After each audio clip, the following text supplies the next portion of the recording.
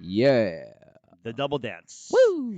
All right, everybody, welcome to podcast number 94. Today we got a special guest. What I'm going to do is instead of giving him an intro, I'm going to read one of his Facebook posts that I found on his Facebook. I thought it was very impactful, very powerful. So all I need is about 40 seconds of your time. So listen to this. Next time you see and judge that homeless person, powerful. So 18.8 years ago, I was so addicted to alcohol, crack cocaine, pills, next time whatever else would help me escape. I was obsessed. 18.8 that homeless person right after Christmas, and I began couch serving at couch surfing at different friends' places. Then I would move on. Living in seedy hotels for weeks at a time, and sometimes nice ones when I could manage it. That all ended, and I began wandering the streets at times, wishing my friends would find me. For weeks at a time, so cold. I would eat up where I could and just keep moving. Resting inside garbage enclosures, or bus stops. The level of violence and insanity was horrendous. The hospital visits from 2 overdoses and getting stabbed in my leg was the only place I felt safe. The things I was doing to support my habit was unspeakable. Unshaven, no haircut for months and months, carrying gym bags were the only possessions I had left. The things I was doing to support one day in a hotel room, I tried to end it. Unshaven, no haircut for months and months, carrying gym bags. I was that person you see saying that after I entered the social system starting at the Health Science Center Hospital, I was in treatment for 5 months. Today, I was relearning how to live, self-sacrifice, and my sobriety. I went on to winning multiple provincial, national, and international awards for speaking and community leadership. I've been on numerous TV shows, 3 documentaries, and newspapers, well over 25 times. National and international published author and a movie being made on my book. I've been on numerous TV shows, accredited NGO volunteer in corrections, third level NCCP boxing coach, professional caregiver, and a chair and president of 47 corrections homeless. Third level NCCP. I truly think I was being prepared. I truly think I was being prepared to understand the human psyche from the inside. In some social circles, I've been judged, criticized, and bashed for my mental illness by the very professionals that took oaths to be non-judgmental. I've given up my life and my spare time to be criticized, not bashed. I'm on the go, sometimes 12, 14 hours a day for over a decade. I don't need no pat on the back, and that's not why I post this. I'm on the go, sometimes 12, 14 hours a day for over a decade. Wow, that's an impactful Facebook on the back, and that's post right there. That was just recently, right? Yeah. So what made you? What was going on in your head at that particular moment that you decided to put that much on Facebook? That was just recently, right? Yeah. So what made you? What was going on in your head at that particular moment that you decided to put that much on Facebook? That was just. 18 years and I just find like especially as it pertains to myself like like I have post-traumatic stress disorder. I have mental illness. Okay. And when I'm in certain situations, or even when I'm walking in the mall, or and was applicable when I would be fighting in boxing. Mm-hmm. And it's like, try having 1,000 things going through your mind, flashbacks of abuse. Like, this is in stressful situations, and trying to navigate the most simple thing of taking your wallet out while you're thinking about 1,000 different things at once. Uh, I know that was a very generalized question, so let me kind of break it down based on your post. Okay, I wanted to go back, and you said that. By the way, Roland Vandal. That's our guest name. I feel like I forgot to say that right from the beginning. Let's start with your addiction. So 18, 19 years ago, you were so addicted to alcohol, crack, cocaine, pills, and whatever else would help you escape. And then you also just mentioned that you were abused. Mhm. I'm assuming that's as a child.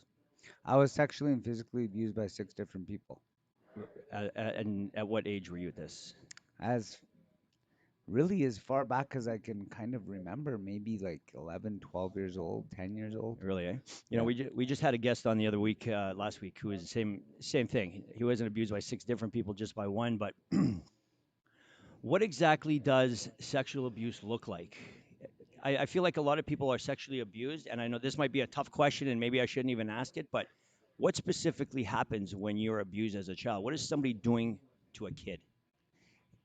It's just the inappropriate behavior. Like, I don't want to. it doesn't serve any purpose for me to get specific, but Hmm. you know what I mean? Because that just hurts me. I mean, I relive my trauma all the time. I don't Okay, need to do fair it. enough. Yeah, And anyways, but like just inappropriate stuff like and older people preying on younger people, yeah. and Hmm. and it just comes a point where it's just not cool, right? And I was abused by a boxing coach on a trip. Mm. I quit boxing after that, and moreover, the physical abuse and the bullying, it actually changed my behavior, and it changed my changed me, Okay. and I became aggressive, and I became, like I became the entertainment for my brother and his friends, and there was a lot of yucky stuff that happened, right? Like a lot of gross, inappropriate stuff. Mm. What did I do? I gravitated towards the tough guys, and they protected me, right? And Yeah. I used to cut myself. Really? Eh? I used to sit there and cut myself and scrape at my skin, and I was just a kid, and You have parents at this point? yeah, Yeah. yeah, Both parents were in your life at that point? yeah. Yeah. My dad was alcoholic. He was a good man. Okay. My mom, good woman. She worked for the government, Yeah. but she would just hide upstairs, and she'd get lost in her Harlequin romance books. That was her thing. Okay. Hmm. She'd have stacks of them beside her bed. Yeah. And my brother and his bully buddies, they all had the run of the house, and my dad would be passed out at the table, and I'd come home, and I'd fuck this, man. You know what I Yeah. mean? I'm out of here. I'd go sleep in the park. I'd go to friends' houses. And this is all at a young age, like 10, 12, 14, 16 years old, somewhere in there? Yeah, Yeah. yeah, all through there, yeah. So your parents were in your life, but not really. And you know what? And Physically there, but passed out or reading books, basically, right? yeah, like Yeah. my mind was always changing, or they'd be at the bar. They'd never really be home, right? So, Okay. like they'd always be at the local pubs, and it is what it is, right? Like I try not to be too hard on my parents, because you know what I mean. Like if my mom, if I put myself, well, I'll put it to you this way: when I opened up a specialized youth home, and I take care of really high risk kids, it took me to go through that. I had some wild boys, like good guys, oh, you know what I mean, but Mm-hmm. you know what I mean. They're used to the doing what they want when they want, and so to have rules is really hard for them, right? Yeah. And it took that for me to go. I called my mom. This was about 3 years ago, and I went and I sat down there and I said, "Mom, I'm sorry," Yeah. and she needed to hear that, right? Like Like, you're sorry I'm sorry for what? For what? for judging her all the time, Mm. because that was, but for the grace of God, there go I, right? Like my home that I lived in, my brother and all of his buddies, his parties there all the time. My Mm-hmm. mom was hiding upstairs. She didn't want to face it, right? And she has all these boys, and her husband's passed out, and my dad was a hardworking guy, but he was always drinking. Mhm. And my mom hid upstairs, and she just gave up. Yeah. Like we had a wild family, right? Yeah. So I, Funny, actually, I just wrote that down when you said this, that you forgave your mom. I actually just wrote, "Don't blame their parents," and I feel like that's very awesome of you to say that out loud. Because it a lot, took me a long time, bro, man. Like yeah, seriously, like took me a long time. because anybody else that we've talked to in this podcast or a conversation that I've ever had, they always look back, and it's usually the kind of the parents' fault, right? They weren't part of the life. The dad was a non-existent type father, and that's sort of the blame game. And by proxy, the moms always take the heat. Hmm. Yeah. That's true. Why? Yeah, that's Why? true. Because we all know that our moms are always going to be there, Yeah. right? So Yeah. Totally. So yeah. So no, I just think that was a real cool statement that you just made there. So your brother and you guys, how's the relationship now? I don't talk to him. Haven't been No, talking to him ever. no. Okay. To the brother. Yeah. Okay. How many years has that been that you haven't spoken? Once in a while over the last 18 years since I got sober, but You still he, harbor a lot of hate and resentment towards him, I don't or like. I'm why? okay with it. I just don't want nothing to do with him. Okay, yeah, fair enough. He's never changed. He's a greasy, deadbeat kind of guy, and Yeah. like he's just him and all his buddies were like that, right? Yeah. And like and I'm not afraid to say it. And whatever I say, I'll say to someone's face. Yeah. Like, Right. it doesn't bother me at all. Yeah. Yeah. My brother is just not a nice person, Mm. and Okay. he's not a good person, Yeah. and I don't want to be around the fucking guy, So, right? Yeah, so let me ask fair you enough. this. Let me Fair ask you enough. this. Do you think that because he's your family, that they should get a special pass? Meaning, you always have a soft spot in your heart for your family, right? Like Yeah. you can just get rid of people. right? Like, hey, Yeah. I don't, this guy's just a buddy of mine, gone Yeah. forever. Do you think that that is something that you should do with your family if the relationship is I don't see like why that? not. Yeah. Yeah, like, I've done it, so Yeah. I agree. like, I Do agree. they get special privileges, like special I passes, want or is that nothing to over? do with my brother. Yeah. I wish the best for him because he has people that love him, Hmm. and he has kids and stuff like that. So I want the best for the guy. You know what I Hmm. mean? But I don't want nothing to do with him, How do right? you So feel about your own question? I think that he's right. I think that there's certain lines where you try to do your best, but at the same time, if they're bringing you down and you're looking at every angle and you tried your best and they're not trying their best, I think mhm. there's a point where you got to let people sink. But it's family. You got to keep trying forever and Yeah. ever. Nah, that's Other, bullshit. yeah, Bullshit. I like it. I love it. I Yeah. agree 100%. I'm a huge believer of who you surround yourself with, and you got to cut out the toxicity in your life. Yeah. And unfortunately, sometimes it's just family. Yeah. You know, I did a talk in Ontario. I'm a motivational speaker, and I spoke on a panel with a bunch of doctors, and they said a person like me Mm-hmm. will go to the family doctor. All of a sudden, you'll get prescribed antidepressants, and get prescribed all these wonderful drugs that's going to make you feel better. Yeah. And maybe they work, maybe they don't. I don't know. I've never been on that stuff, but Mhm. like, but they said immediately, and these were really educated people. They said if you take that same person and you remove them from their immediate circle and you put them in a healthier circle, Mm. the hospital visits stop, the Yep. prescription meds stop. You know what I mean? Like, Yeah. Yeah, big time. Yeah, that's been one of the keys to my success So has been surrounding myself with the right people. yeah, You know, we're a for sure. product of our environment. Yeah. Absolutely. I used to hate when people said that when I was a kid. Product of your You know? environment. Yeah, Because now it's because coming you knew back. it, right? Yeah, yeah. You knew they were right, and you hated it. So Yeah. would you say, with people that have gone through trauma of any sorts, what would you say is the best, or what would you say is the approach that worked for you to overcome that obstacle? Because a lot of people would have trauma in various forms, and it would hold them down forever. I think the biggest thing is the ego. Yeah. Why people feel they have to go through life and have it all together, and you know what I Mm. mean, like, and not show weakness, and like that's old school. You know what I Mm. mean? Like that's old school kind of thinking. Mm-hmm. Mm-hmm. You Yep. know, and like when I've spoken at old folks' homes and stuff like that, and I've told them, respectfully, because I respect older people, Yeah. like you should be so lucky that all you had to do was walk uphill both ways in the middle of winter in the Yeah. freezing cold. Because if you had to grow up in this generation with all the techie stuff and all Oh the yeah. all the craziness, Yeah. social media and like emails, texting, like Yeah. if you had to grow up in this area, you'd probably be depressed too. Yeah. I think you're 100% correct about being authentic, right? Yeah. Is basically what you're trying to say. Hmm. Especially when you're putting out your stories, is people will read through your bullshit in about 5 seconds, Yeah. right? If you're not telling the truth. And actually, I just had this conversation with my wife. We were talking about a certain thing that I guess I won't say it because she doesn't want it to be known, but I put it out there. I put everything out there. I put out, like the fact that I get Botox, for example. Like Yeah. and I tell people about it just because I think it's a great way to improve your overall look. If that's what you're concerned with. I used to be a drug. Hey everybody, this guy gets both. Yeah, and I just got fillers for the first time in these lines. You're right not here. allowed to come to the boxing club. Don't worry, you can make me ugly again. Punch me a few times in the face. But like I also used to have a drug problem back in the day. I was on high on cocaine for 3 years, and I put it out there because I just feel like a lot of people can relate, and you just become a little more real, Mhm. right? So that's why I feel like guys like you are really successful in the motivational space because I get bashed people all the need time, to hear buddy. that. Well, bashing you for what though? I don't know. Well, give me an example. And like, who would bash you, and what would they bash you for? Like I don't know. I just hear murmurs. I hear lots of stuff. Like and I've done a lot in my life, right? So it's Mhm. like, and it's not. It's been mostly from people that are in my recovery life.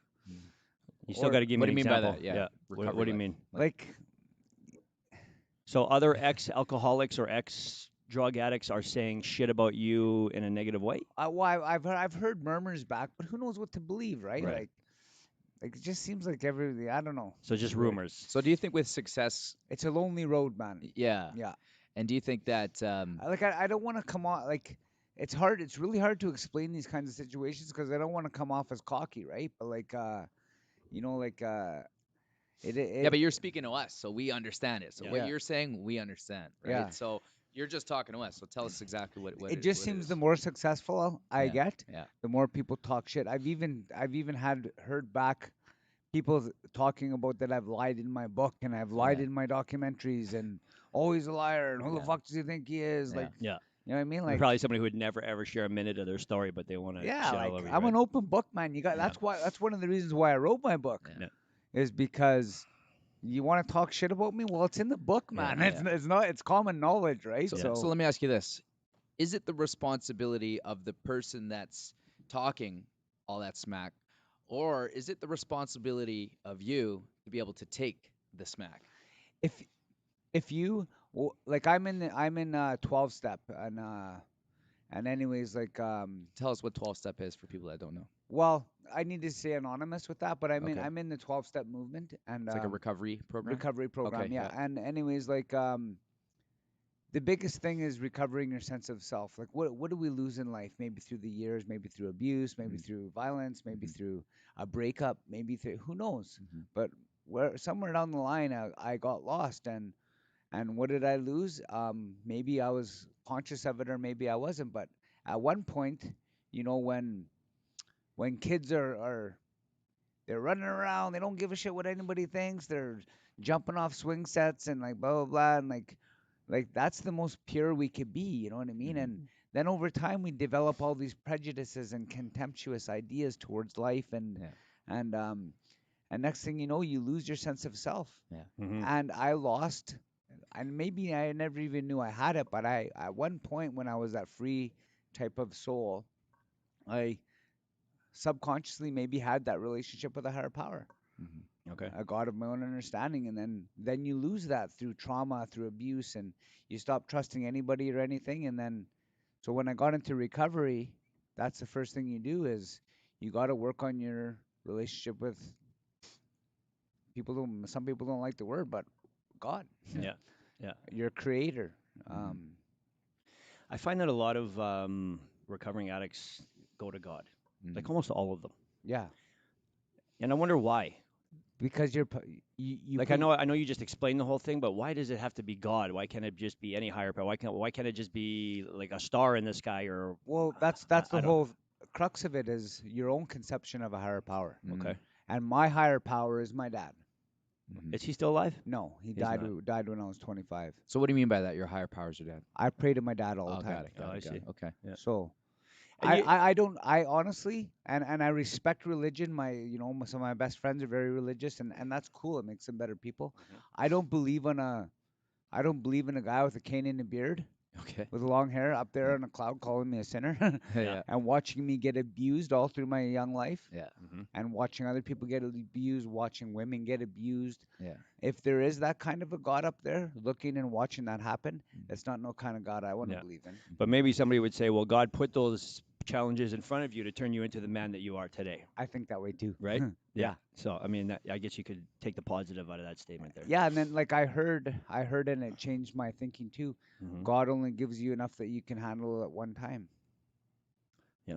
I don't So do you know. think that everybody should believe in a higher spirit than themselves? Or do you think there's people that believe in just everything that they do is self-governed?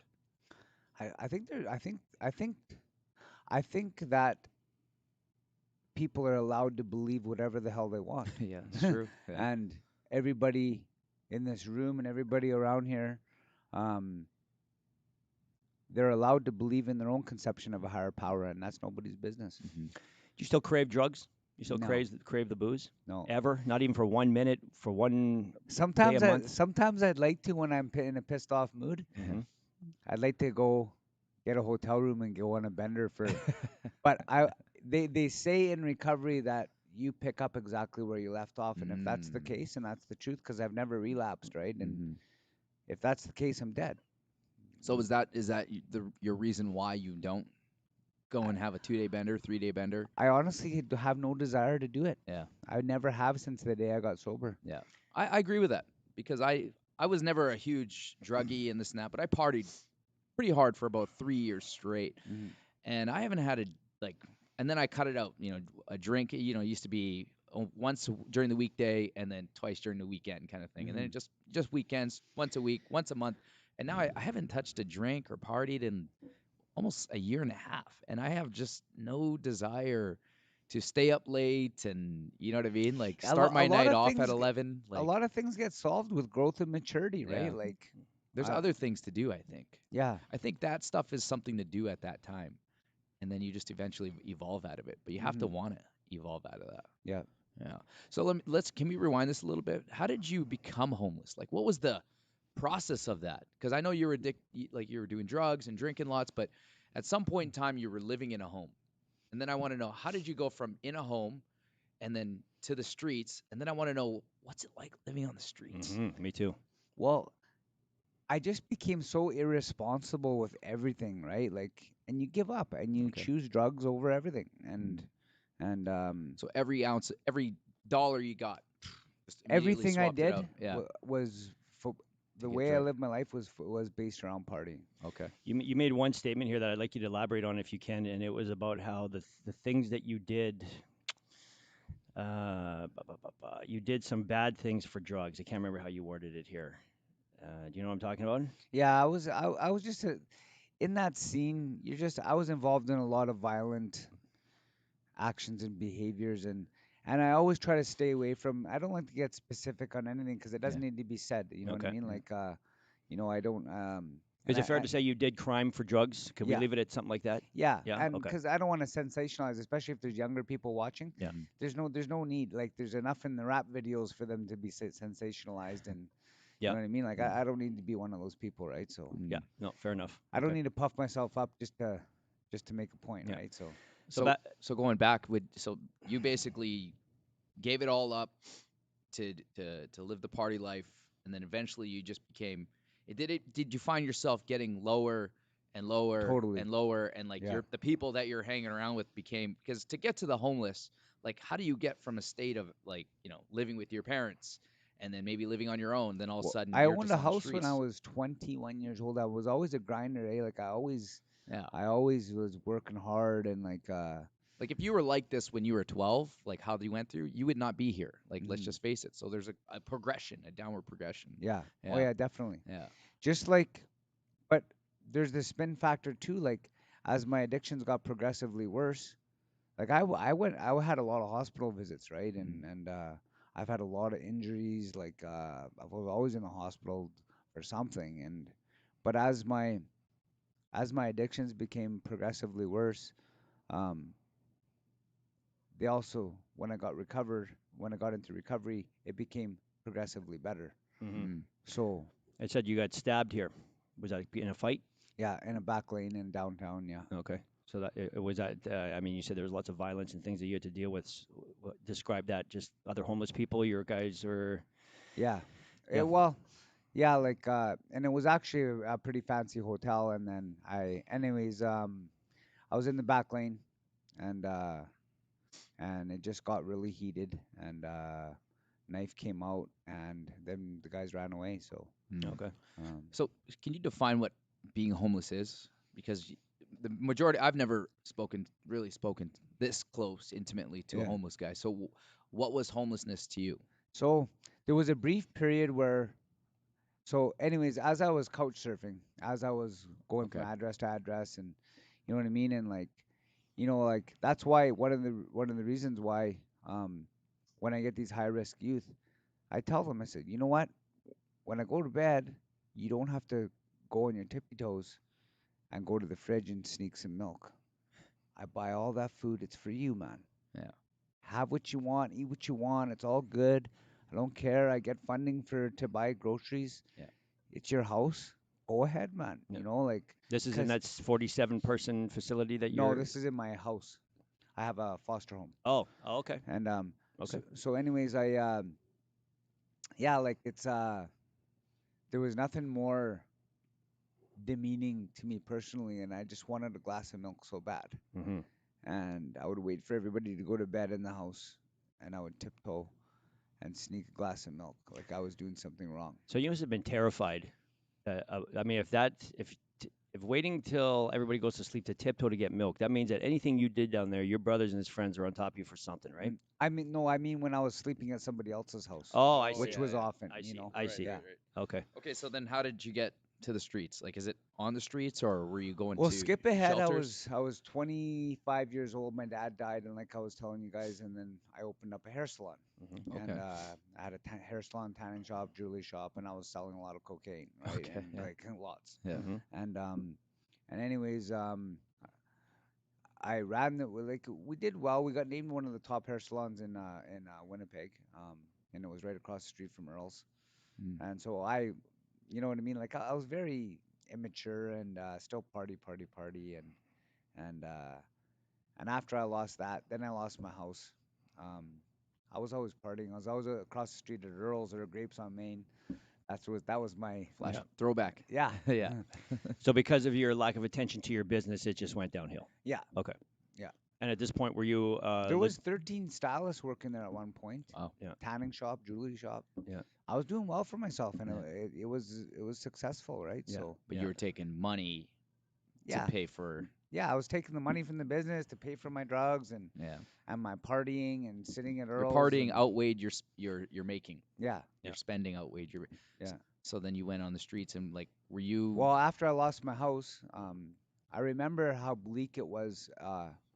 Lost my business, and then I had my house on Monroe, and which I bought when I was 21, and and I was sitting there, and the lights went out, and the hydro got cut off, and I was sitting there with candles, doing drugs, and then eventually I just took what I could, put it in my van, and I went and lived in my van.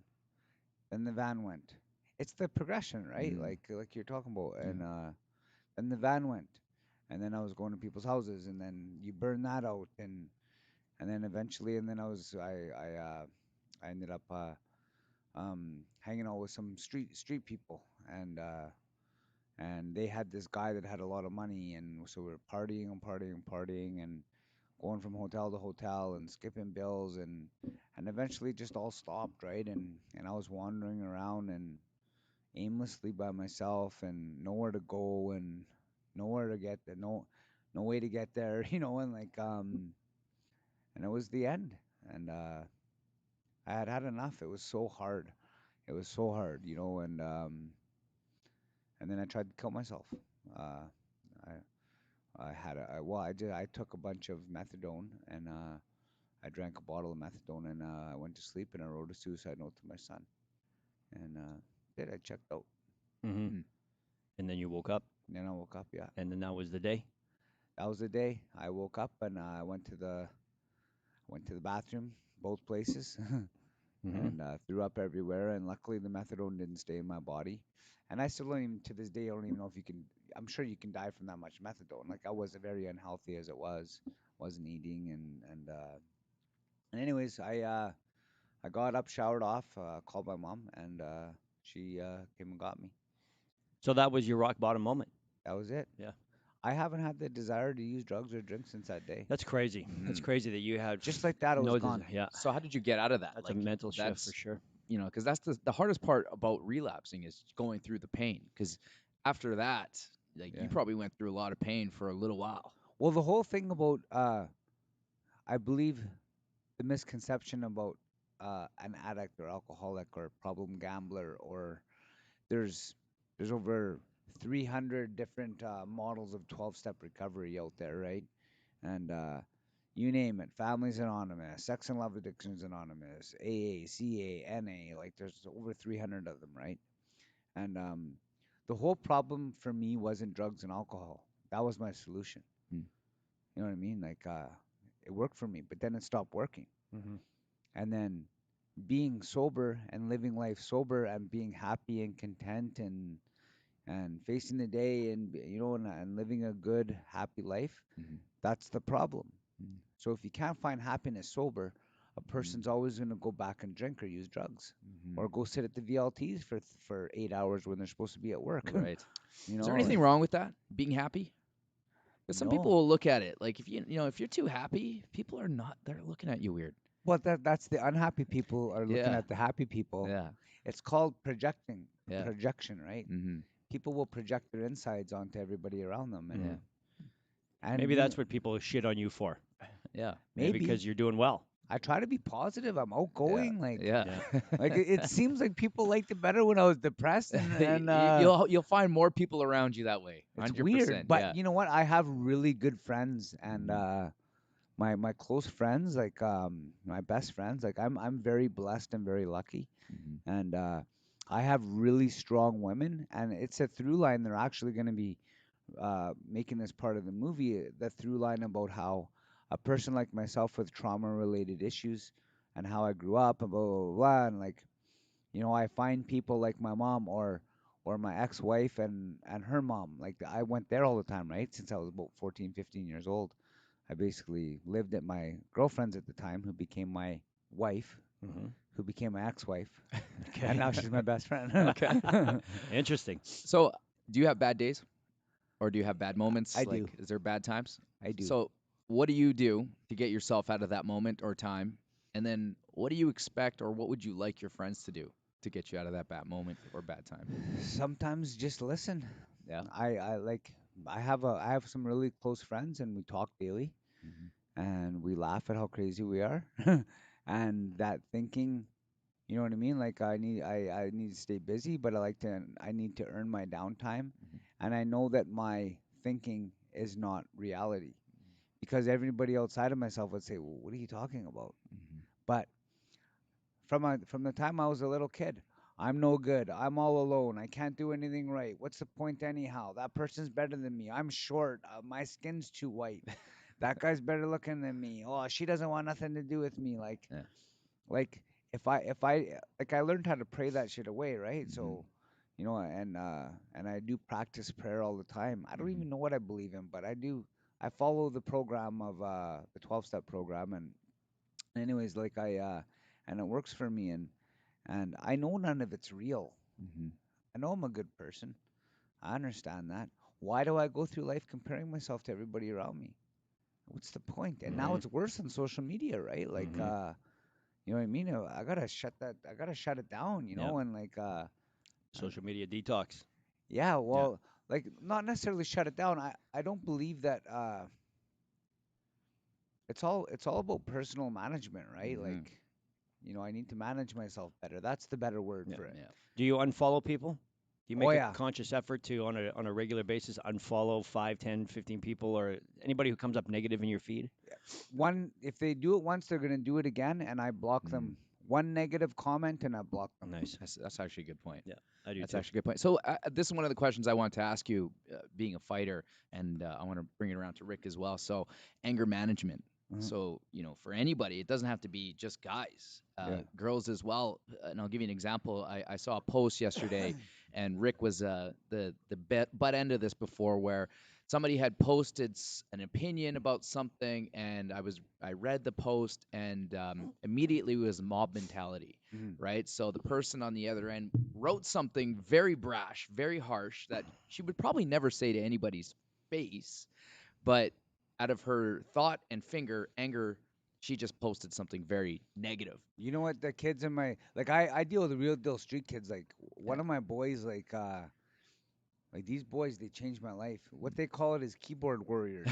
You Yeah. know what I mean? Yeah. And I see it too. Like people will say something Yeah. on there or to you, and Yeah. they'll never say it to your face. You Yeah. know what I mean? Like it's Yeah. So how do you deal with that? How do you personally deal with anger? Because there's no way that you're just chill all the time. I Like pray. you pray. I So do you just pray. take a brief moment? I Like pause what's when agitated. I've taken a lot of wellness yeah. courses and like I've taken a lot of transformational courses Hmm. and I pray and I ask for strength and direction to do the right thing and get me out of myself and Hmm. my ego is my worst enemy, right? So Mm. like I can't control anybody. I can't Hmm. control anything outside of myself. All Hmm. I can do is control how I handle it, right? Hmm. And and I'm not perfect. Sometimes I say stupid shit, whatever. But one thing that's helped me is that I've really trimmed down my circle. Hey, because I used to, Circle of people. yeah, Yeah. like I've really, How because many do you have? Do you know the specific number? I'd say I have a good 5 really good best friends. What? Hmm. It's exactly the same as us. It's Yeah, funny. Yeah.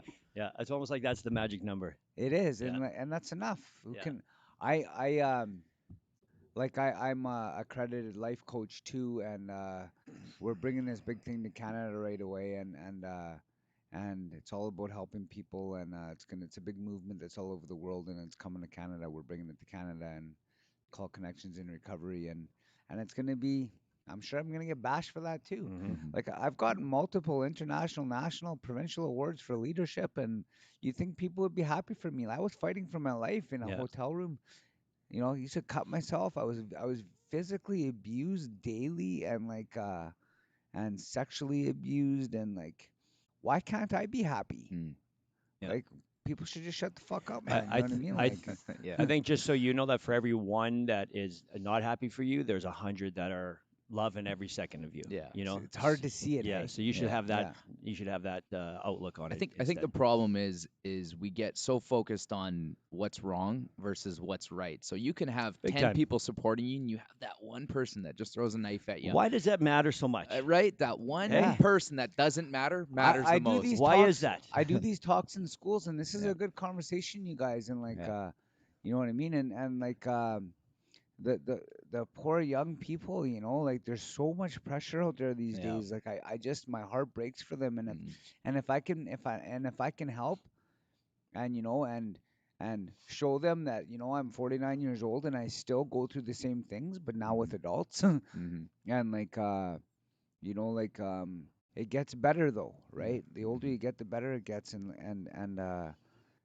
it's shitty that it has to be that way, Mhm. and You made a good point here about saying problems get solved with growth and maturity. mhm, So as we get older, we solve problems just based on maybe our ego gets a little bit less, maybe less testosterone's running through our body, et cetera, et cetera. mhm, So what are you telling these young dudes, these young cats that are 20 and they're hyper alphas and they're pissed off at the world and they've Mm. got lots of strength and power and they're dealing with social media and they've got all these influences telling them that they're pieces of shit because the guy on Instagram and Facebook is so much better than them. mhm. So how are you navigating this as their leader or as their mentor? Well, at the end of the day, I'm all about the slogans and the catchphrases and stuff like that. It Yep. helps, right? So, I know I got two great ones from you right here. I heard one.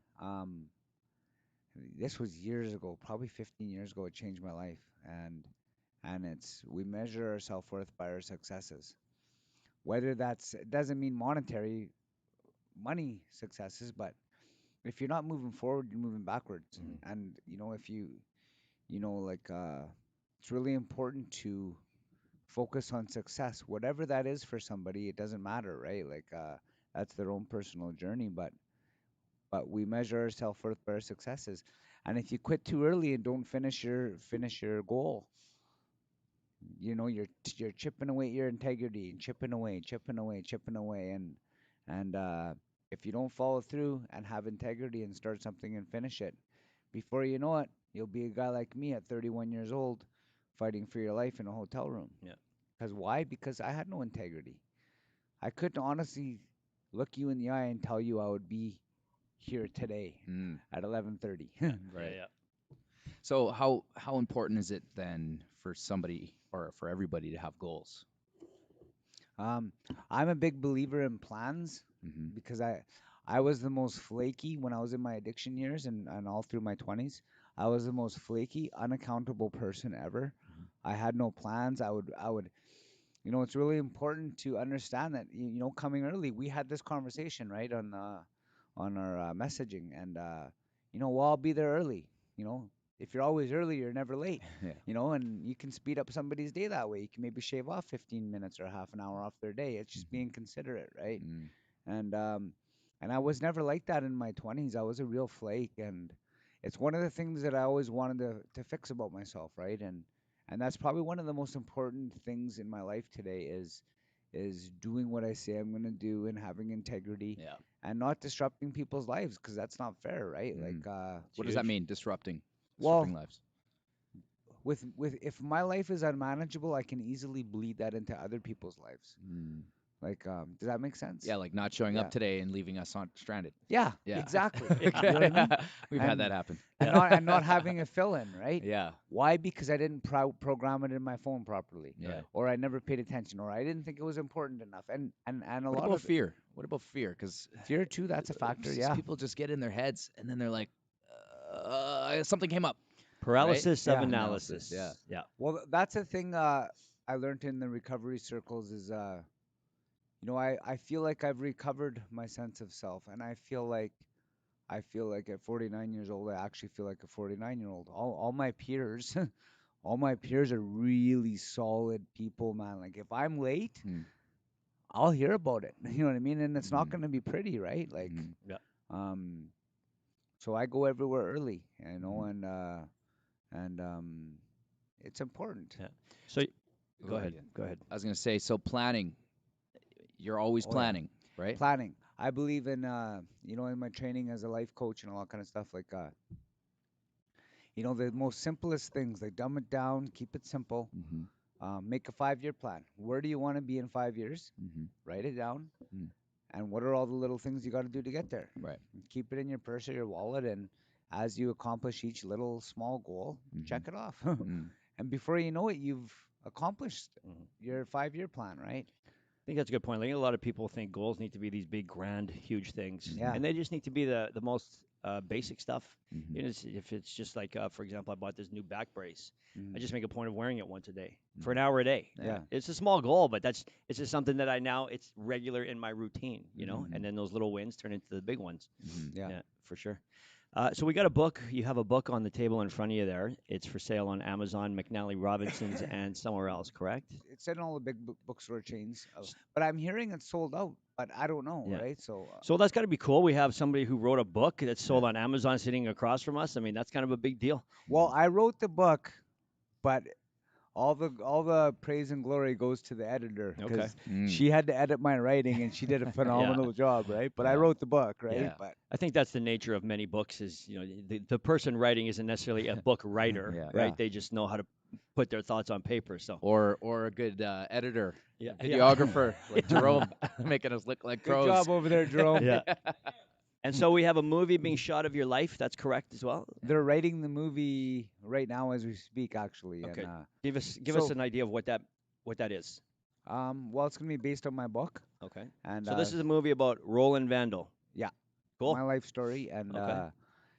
it's yeah, it's in the works. But you gotta like they've done 3 documentaries now, and like there's lots of stuff, and my website is breakingthechain.ca and hasn't been updated in a while. But anyways, like Are you on Instagram as well? yeah, Okay. What is it? uh my name, Okay. Roland Vandal, yeah. Yeah.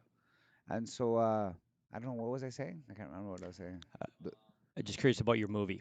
Oh yeah, Yeah. and any of these things could fall apart at any time, right? Yeah. So it all comes down to money, and it comes down to funding. And So is this something that you're spearheading, or somebody just decided they're going to? Julie, I signed a life rights deal with Julie Jett. She's one of the local film producers, Okay. and Jordan Wheeler. He's a famous screenwriter, Mm-hmm. and he's writing the movie as we speak. And Interesting. he's a really smart, intelligent guy, and he's a really good writer. He's done a lot of stuff, right? And Yeah. So how much back and forth do you have with Jordan on this? Like, where are you at in this movie writing? they're writing the movie, and Yeah. I've had a little bit of input, but the input is here. Oh, I see. Okay. And at the end of the day, they don't want you meddling because you know what I mean. You could really make things complicated, right? Yeah. So Yeah. I just have to trust in the process, and that's why I went to LA. I flew to LA, and I was gonna sign with some people out there, and but once you sign your life rights thing, they could spin my story into anything they wanted. So I Right. decided to go with somebody local, Okay. and then I had a little bit of creative control that I put in the contract, so Mm-hmm. I could kind of they could spin my story into anything they wanted, right? Yeah. So at least I have a little bit of input. Yeah. Well, one of the good things of doing is at least you're putting your story out there after the fact, like being on this podcast. So if anybody wanted to, do a little research on you, they can spit it and say that you turn into a piece of shit. But here you are telling a great story, being a Yeah. great dude, being on time and helping us through this, right? So Roland, Yeah. advice. Don't Let's eat yellow snow. don't need any of the snow out today.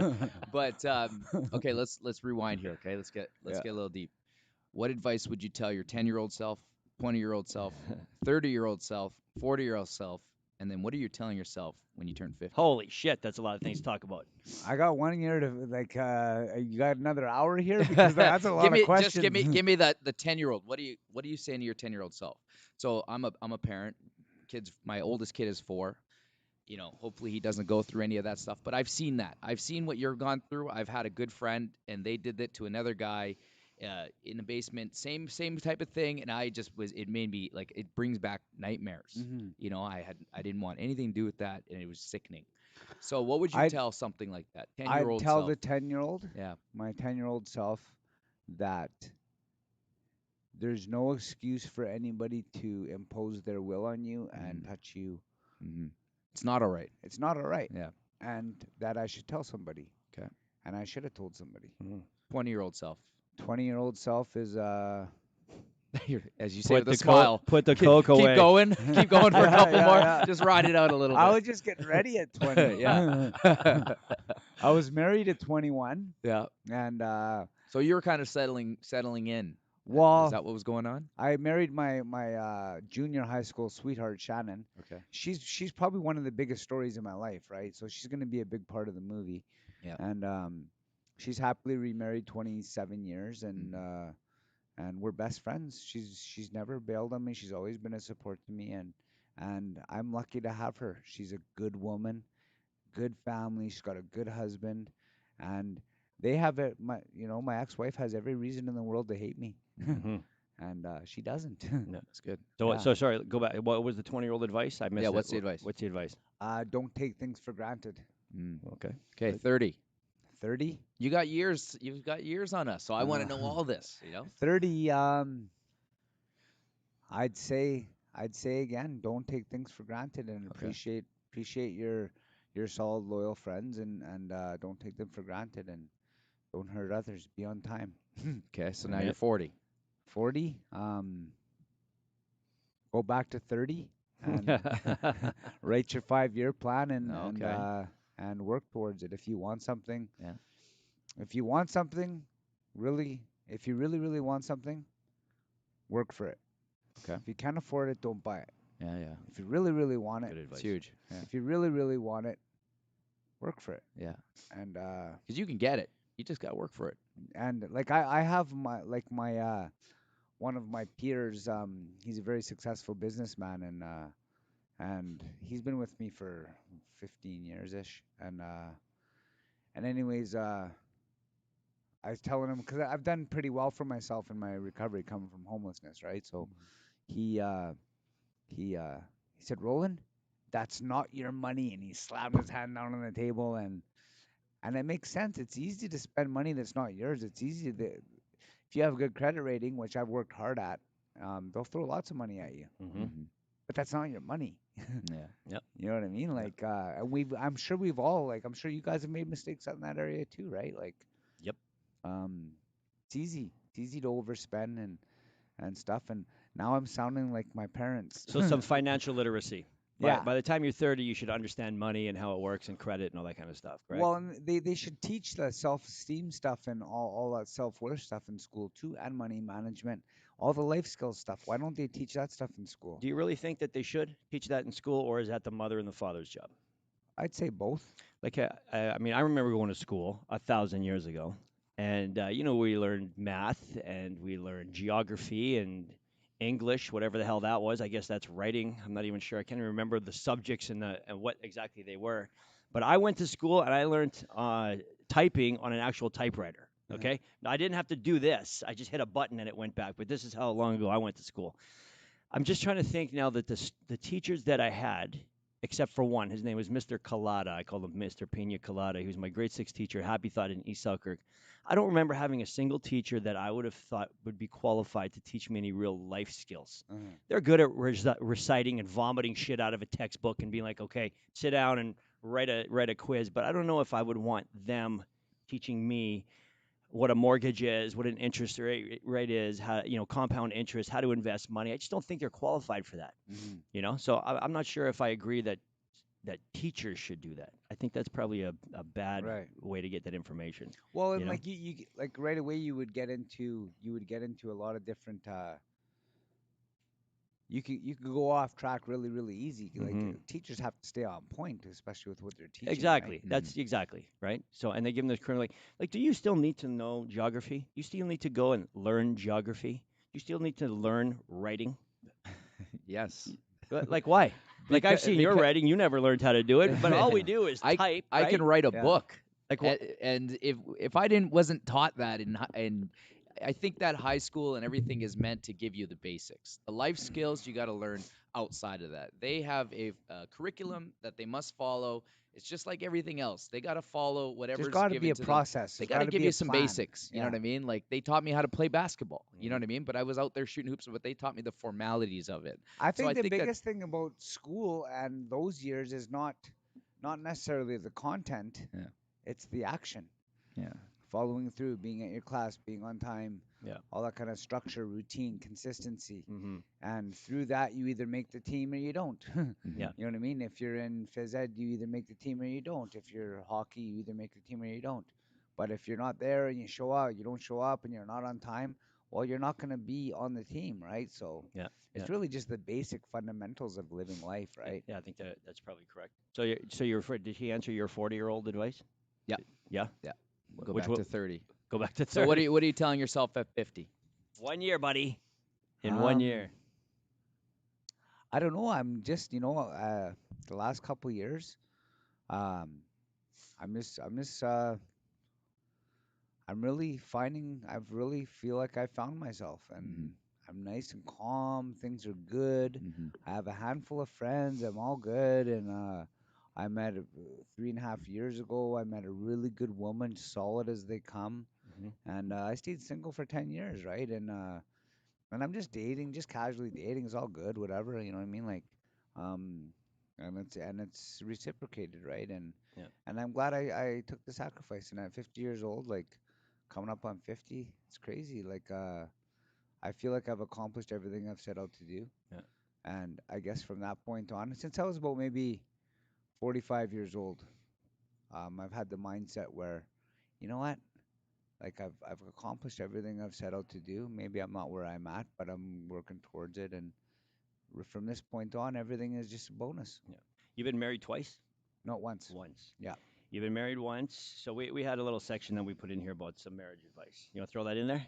Go ahead. Get a little Yeah. something, something. We'll Oh, wrap up great. we'll wrap up the I podcast was here. married once when I was 21 years old, Okay. and So probably the worst time to get I married with failed 21, right? miserably. The only Okay. thing that wasn't the failure is that I'm still able to be best friends with my That's ex-wife. amazing. Yeah. That's actually pretty amazing. So how did we're not going to get into getting married, we know why that's wrong, but how did you manage to maintain a friendship with your wife that you married at 21? Well, I think that her and her mom, they were always there for me since I was a little kid, Okay. and and she's just a very together, solid. Like her and her family, they have a strong Christian faith, and it's not my thing, but I respect their thing. Sure. My son's the same way, and it shows in their family, right? Hmm. Very structured, a very committed, traditional family. Something to be said about that, right? And my ex-wife being so grounded and like she had every reason to hate me, but we're great friends and I'm really lucky I lucked out that way. And you know how that transferred is, and I think they're gonna be making this a through line in the movie too about female relationships and a guy like me. And all my best friends are women for the majority of it, and Really? they're all the same personality types, and they're very strong together. They don't take no shit.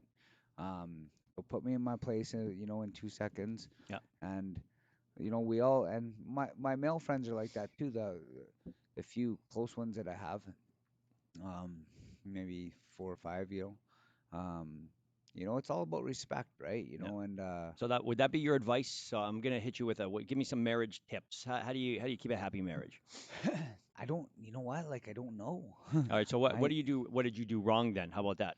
I partied and picked everything over and above my marriage. Okay. Hmm. And everything was more important than at that point than my wife and my kid. Should you make your wife your number one priority? Should you make your whole life around your wife?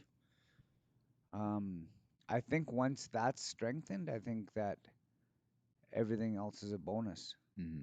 Just like I was talking about, you got to pick one or two things that you need to have as a priority, and Hmm. everything else, then it bleeds into everything else, Yeah. Hmm. and it just becomes everything just becomes a nice bonus, Yeah. and If you're gonna get into a partnership, at least put some effort into it. yeah, like I'm by no means like again any like I know that I, especially the women in my life, I believe in my heart of all hearts, uh, not always, but mostly, I believe women are the stronger species, and that's my experience in my life. And I'm not being all like whatever, but like that's been my experience. The women have always been the stronger nurturers and all that Hmm. kind of stuff, and the stronger species. I pick really strong women, and all my best friends, like I said, are women. Hmm. Uh, most of them, anyways. But yeah, and a lot of the men, not all, because I have a lot of really good men in my life too. Hmm. Um, it's kind of balances itself out. Well, that's kind of what we do here. Is so this gym is primarily women, and the workouts that we write, I would say, would put any man on their ass. Like Yeah. they're designed. Olivia came here. We had boxers come. They're just like that was a tough workout. Yeah. And the majority of the people that come here are women. And so Rick and I are trying to be an So what? inspirational for men to, not just sit around and watch, right? Like, So what happened to you two? Do you guys don't work out at all? oh my God, don't even make me take my shirt off there, okay? So so that's what we want to do is that a lot of men we idolize other men, but we don't really do anything about it. We love Yeah. Tom Brady because he's a phenomenal quarterback for the Tampa Bay In Buccaneers his in 40s. his 40s, right? But Yeah. then, yeah, you're watching that guy, but you idolize that guy. But why don't you do something like that guy? Yeah. You know what I mean? And that's kind of what we want to do is we want to get guys off the couch, just going through their 9 to 5, kind of mumming out when they get home, hitting the bottle. You know what Yeah. I mean? Like being those guys that aren't doing anything with their life. At the end of the day, you know what? It's an inside job, and you're either motivated or you're not. And Mhm. like, you can't do anything. You guys are bringing about awareness, and whatever you do, what you got to do, and like, like it's just a personal thing. It's about the man in the mirror, right? Yeah. I Like feel like I feel like a lot of like to further to your point here. I feel like a lot of men value themselves based on the income that they bring in Yeah. and or what they can provide. And I think men have completely lost focus of taking care of themselves and making themselves a priority, and especially in the health space. Hmm.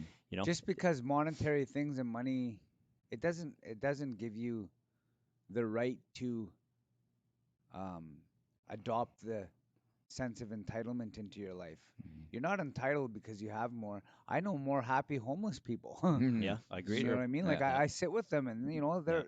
they're happy, and then sometimes I talk to them, and I ask questions, and they're all, well, Roland, I'm perfectly happy being homeless. Hmm.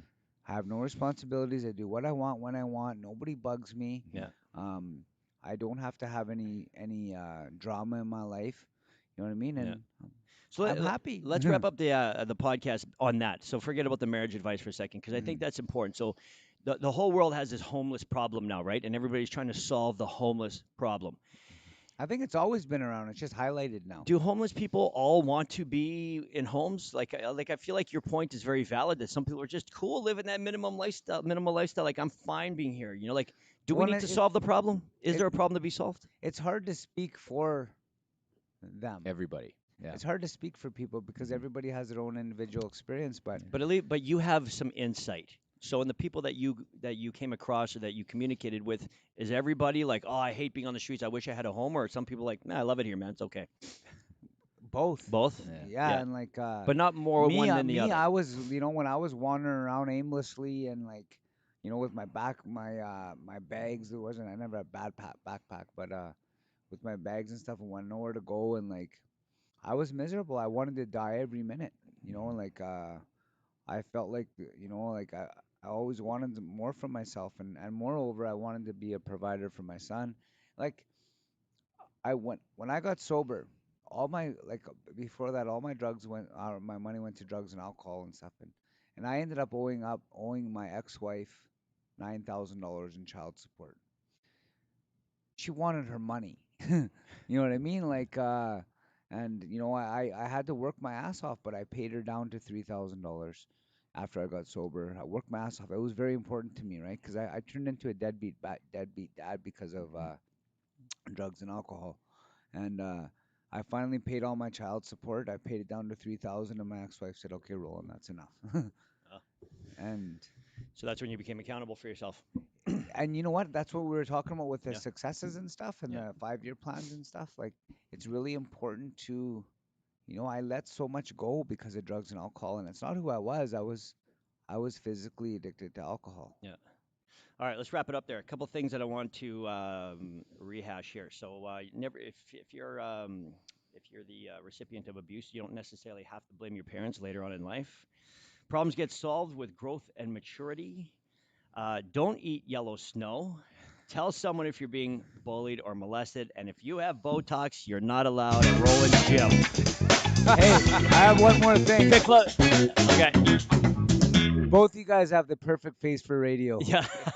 We'll give you another one of those. All right, we're out of here, guys. Fit Club Media. Subscribe to the channel. Watch our podcast every Thursday. Yeah.